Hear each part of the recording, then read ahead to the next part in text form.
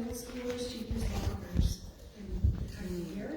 A backpack with a Chromebook, lunch, multiple binders, and for instance, art supplies ends up weighing more than 25 pounds. I actually weighed it.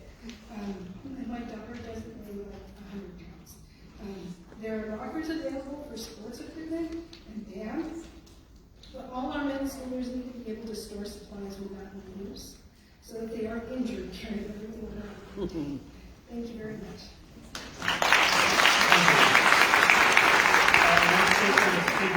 Please approach the podium, state your name and address. You'll have 2 minutes. You'll be followed by Jacko Williams. My name is Stephen Brunson. I reside at 15572 Western Trail in Frisco. I have 2 grandchildren who are students in your school district. A number of years ago, a bunch of us parents and grandparents turned over our children to the care and custody of your school district. When we did that, we were possessed of a single overarching expectation. The expectation was this: that 12 years hence, you would return back to us a completed product called a graduate who had maximized his or her individual potential to achieve academic excellence. Use it all up, academic excellence. And why academic excellence? Because academic excellence happens to be the coin of the realm when our children go into the labor market, a capital-driven system that they use to negotiate with prospective employers to attain employment. High positive correlation between high academic excellence and good-paying jobs. The inverse is also regrettably true. And yet, we didn't bring our children here to have their minds programmed with anybody's personal belief system or core values or political philosophy.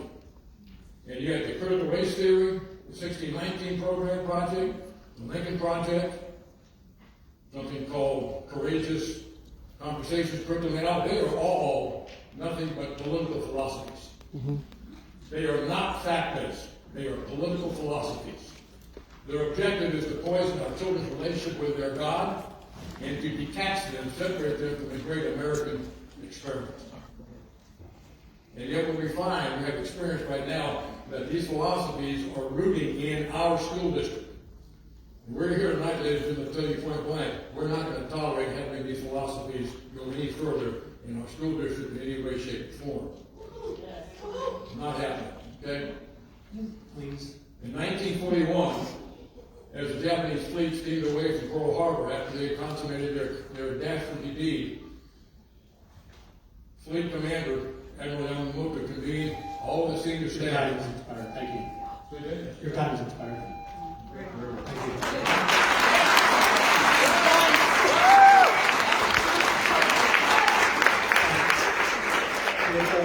Please approach the podium, state your name and address, and you'll have 2 minutes. You'll be followed by Kevin Witt. Oh my gosh. Good evening, Albert Plains Cowboys. How do you do that? Thank you to the board and the district for allowing me to address you. I come and stand before you tonight because of my history in fighting child sexual exploitation in 53 countries around the world and all 50 states in the United States. The trend that we have seen in this nation has in fact entered Frisco.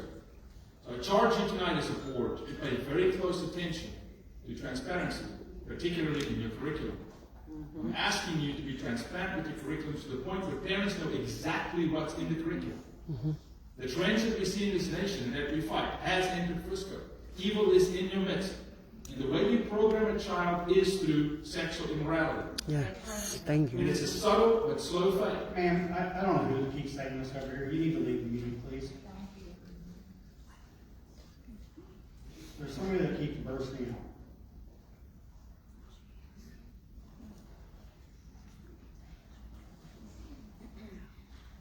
Let us not see Frisco, Texas embrace the 1970 obscenity exemption statute, where things can be slipped into a curriculum without a parent knowing what is exactly taught in the classroom. Language matters. You move culture through language, and language is shifting in our nation, but it's shifting in Frisco. And I'm not coming here from a particular political affiliation. I'm coming from a child needs innocence perspective. I charge this board in this era where we want equality. We want to talk about equal rights. What about the rights to a child to innocence? What about the rights to a parent to have certain conversation at home and not in a classroom? This is a charge to Frisco. I've seen this across this nation and 53 countries around the world. I'm telling you, the trend is pointing in the wrong direction in Frisco, Texas. May I remind you, Frisco was built on family. The Star was built so families can come together and watch football. This will rip the fabric of family in this society apart if you continue to have certain curriculum that parents do not see yet. Your time is, thank you.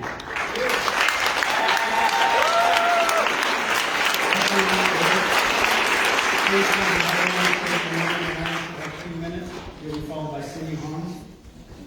My name is Kevin Witt. I am the Texas Director of Mass Resistance. I live at 900 Warden Heights Lane. I have been a Frisco resident since 2005. And at one time, the Frisco ISD was seen as one of the most prestigious school districts in the state of Texas. And I am sickened and disgusted by what it has become. Y'all have allowed critical race theory to be presented. Y'all have allowed LGBT indoctrination to be taught in your school systems. And don't shake your head and say you haven't, because Nancy Jo Lambert sits over there at Reedy High School and teaches all kinds of LGBT indoctrination and refers to herself as a queer. Now, why does anybody need to know her? I'm not done. I'm not done. I know that you think you're a dictator. I know you think you're a dictator, but this is not China. This is the United States. And I'm not done. Let him talk. Please continue, please. Thank you. So, anyways, it is not anybody's business, her sexuality or who she has sex with. It is not your school board's responsibility to teach an LGBT indoctrination to the students. That should be done at home, not at school. Only thing y'all should focus on is academics, period.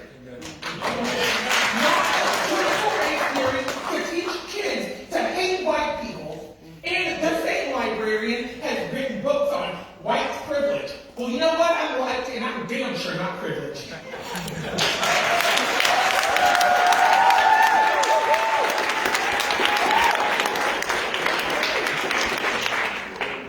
Hi. Thank you for filming me. You can dox me too. You want my address? My phone number? Hi, my name is Cindy Holmes. I've been on Yellowstone Drive in Frisco since 2002. I retired from teaching in Frisco. For what? She's over here doxing me. No, I'm not We leaving. appreciate all that the district pays attention to for all our students and staff needs when making decisions. We can take great pride in the I'm not leaving. in our district, and all students and staff members should be made to feel welcome in every school and classroom. I'd like to also acknowledge all the hours of professional development. She's over that here our filming me staff on her members phone work so on she can every go and summer. dox me 6 publicly. teachers work more That is against the law. I'm not leaving until you throw her out of here. Look at him. Until you throw them out for doxing me. I'm not leaving. I will not leave.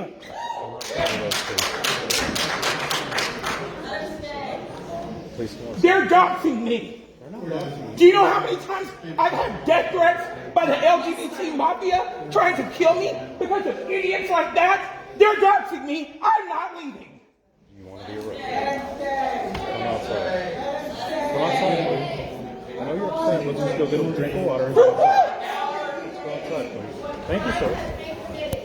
Film it. Film it.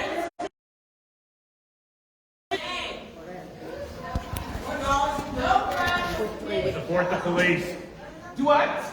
Support the Don't touch me. Don't touch me. Do not touch me.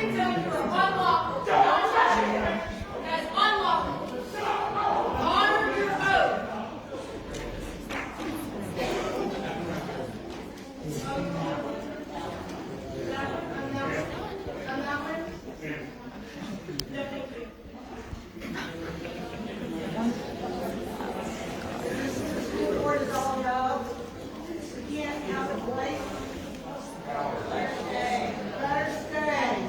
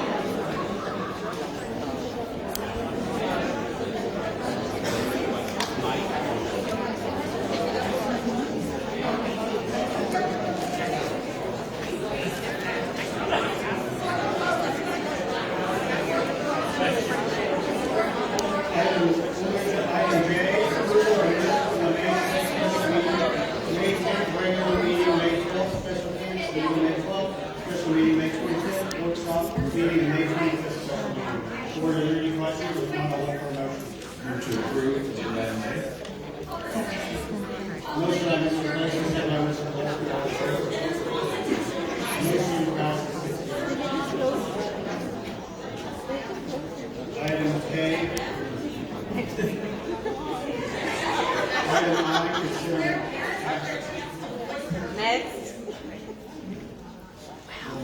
Item I, consider national nomination for Texas Association of School Board Task Board of Directors.